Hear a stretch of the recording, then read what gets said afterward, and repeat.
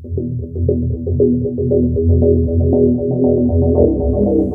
magandang tanghali po sa lahat. Magandang tanghali po, folks.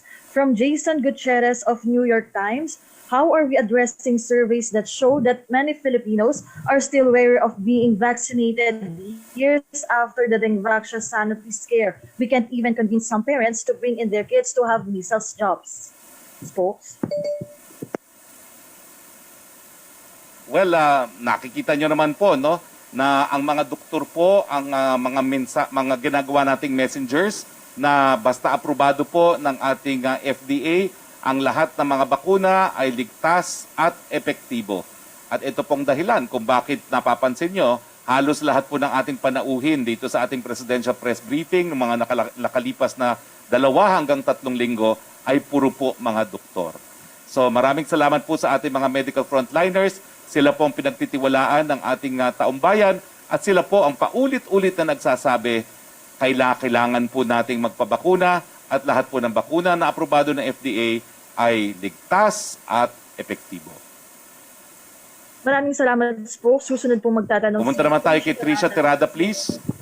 Hi, good afternoon, Spokes Harry, and to all our guests. So before I go to my vaccine-related questions, we just want to ask for your reaction lang muna, sir, doon po sa naging statement ni Justice Secretary Guevara doon po sa UNHRC.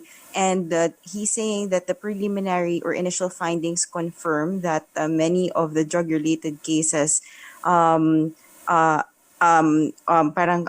violations. And for example, there were no requests for ballistic examination, no verification of ownership in terms of the weapons used. It was also noted that among others, in more than half of the records reviewed, the law enforcement agents failed to follow standard protocols pertaining to coordination with other agencies and processing of the crime scene.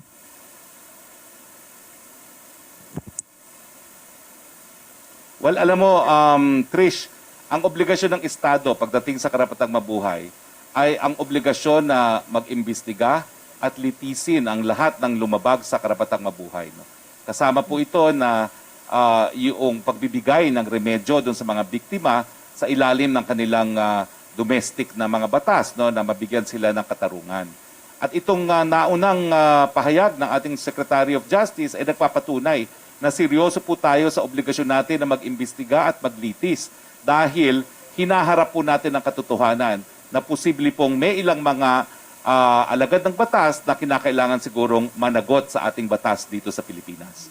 So tayo po, that proves that our domestic legal system is working at hindi po dapat maghimasok ang ibang mga institusyon. Bigyan po natin ng pagkakataon ang ating legal system na gumana. Ngayong meron na pong ganyang transparency at open-mindedness, no, sa parte po ng no less than our Secretary of Justice. Mm-hmm. But sir, does this also prove that there's truth to the accusations and complaints of the victims and some human rights critics in the country? And what does the government plan to do about these violations? Is the war on drugs or is the way we're pursuing our law enforcement, the way it should go? Well, I will talk as a former professor of law. Let me correct you. It does not prove anything. Because what is accepted as proof of the commission of a crime is generally the decision of a court. What it does prove is that we are in the discharge of our state obligation to investigate and prosecute violations of the right to life. Napapatunayan po yan na ginagampan po natin yung katungkulan natin sang-ayon sa batas international na imbestigahan at litisin ang mga lumalabag sa karapatang mabuhay. Mm-hmm. Secretary, with regard to the vaccines naman po, since the shots from Sinovac are arriving on Sunday, kailan po natin naasahan yung actual rollout, yung pagtuturok po mismo? Well, I will have to coordinate. Pero alam ko po, all we need is 1 day and then we will roll out, no? So if it arrives on Sunday, if I am not mistaken, then we can roll out on Monday dahil excited na po ang maraming kababayan natin. Alam ko po, marami nagsasabi na maraming ayaw magpaturok, no? Pero meron din pong pag-aaral na ginawa, no, na nagpapakita na 77% naman po magpapaturok, gusto lang nila mauna yung iba. At gusto nilang makita yung mga kapitbahay nila, yung mga doktor na mauna. Kaya importante po yung sinabi ni Dr. Gap Legaspi na sa ating premier medical institution, magpapaturok po sila ng Sinovac. Pero sir, paano na po yung latag natin ng prioritization? Nakapag-relay na po ba yung NITAG on their decision kung paano po i-allocate tong 600,000? Kasi nabanggit po ni Sec Duque last night at the NITAG's meeting about it. Well, I'm speaking as a lawyer, no? The IATF is the policy-making body. We approve a list of priorities. Una pa rin po dyan ang medical frontliners. Despite the EUA issued by the FDA, lininaw po yan ni Dr. Domingo na hindi po ipinagbabawal na ibigay ito sa health professionals.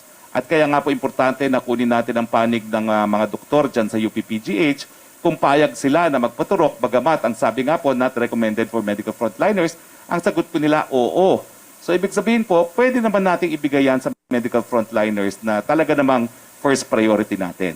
Wala pong pilitan. Yung gustong mag-antay nga po ng ibang brand, siguro ang concession na maibibigay sa kanila is pwede silang humindi at pwede silang mag-antay, no, without losing their priority kasi yan naman po ang nakasulat sa EUA. Pero masusunod naman po yung order of priority. Sir, final question. Si Special Envoy to China, Mon Tulfo, said that thousands of government officials, police, military got the COVID-19 vaccines from his source. What does Malacanang think of this? Isn't this alarming, sir? Because it basically suggests that thousands of vaccines have illegally entered the country. And not only that it was illegally administered, no, but technically, lumalabas po na nalusutan tayo ng mga shipments. It gives us the impression now na mahina yung security natin sa customs, or there's someone or some people who blatantly allow this. Ano po yung magiging implication din ito sa vaccination program natin? Trish, unang-una, I have no personal knowledge kung ano mga sinasabi ni, tungkol sa mga bagay-bagay na sinasabi ni Mon Tulfo. So I cannot really comment on something I do not know anything about. Pero ang malinaw po, si Mon Tulfo na po ang naglinaw, hindi na po siya special envoy to China and is no longer covered by the anti-graft laws of the country.